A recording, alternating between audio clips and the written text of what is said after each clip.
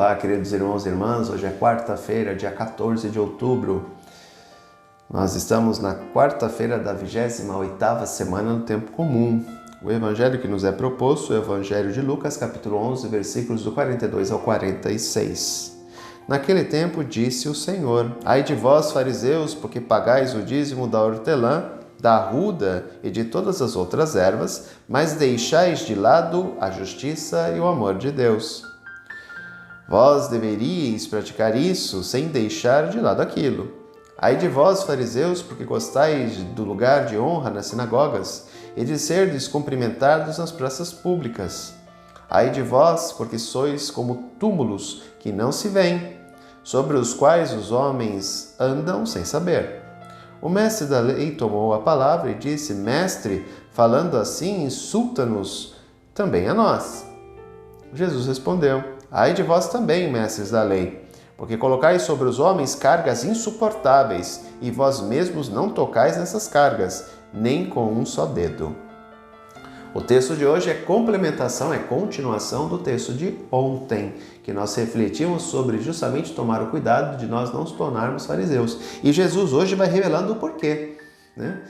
Esses homens pagavam o dízimo, ou seja, faziam aquilo que era correto segundo a lei, só que eles deixavam de lado a justiça e o amor de Deus.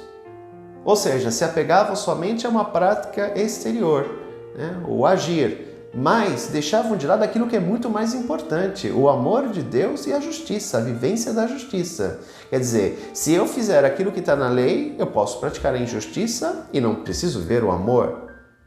E aí nós entendemos um pouquinho porque Jesus deixou como único mandamento o amor ao próximo, para justamente combater essa visão egocêntrica e essa visão deturpada da própria lei. Lembra vocês, lei criada pelos próprios fariseus. Porque no princípio era o decálogo, os 10 mandamentos, contidos no livro do Deuteronômio, lá no Pentateuco, né? Depois eles, na sua interpretação pós-exílio, criaram 636 mandamentos e prescrições, mediante a interpretação deles. E eles ficaram apegados a esta lei, a essa interpretação, a esses mandamentos, e deixaram de lado a vivência da justiça, que justamente era o mais importante para Deus. Quando Deus deixou o decálogo para o povo hebreu que adentrava até a prometida, era justamente para que houvesse justiça no meio do povo. Lembremos dos mandamentos. 7 deles começam com não.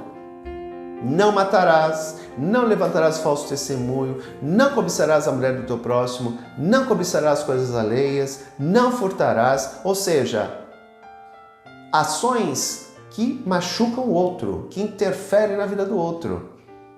Para quê? Para que houvesse justiça. E aí o que aconteceu? Foi tudo isso deturpado.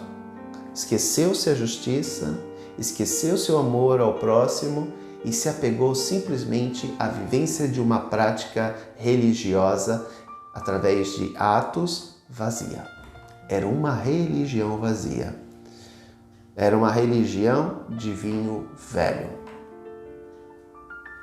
Lembremos que na segunda-feira nós refletimos sobre as bodas de Caná, o vinho novo, né?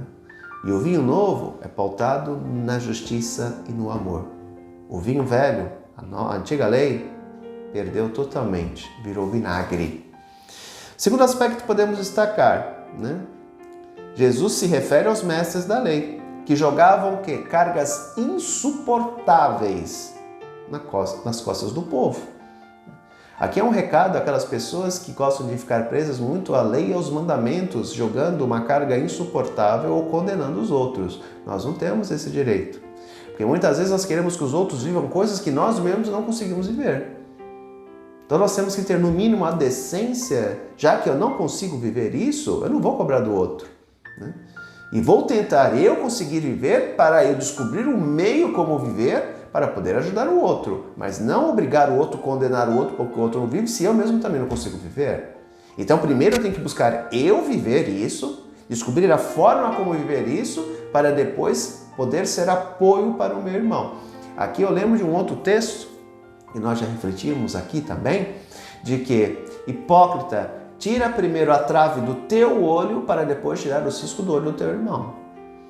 Eu devo ter a consciência e a dignidade e a honestidade de dizer o seguinte: se eu não consigo viver isso, primeiro eu vou buscar viver, para depois eu poder ajudar o meu irmão também a viver. Mas não condenar o meu irmão porque ele não vive, sendo que eu também não vivo. Isso é pura hipocrisia. E muitas vezes nós encontramos isso na vivência religiosa de nossas comunidades e principalmente na sociedade atual. Tomemos cuidado para não sermos os fariseus do século XXI. Um grande abraço, até amanhã, se Deus quiser. Tchau!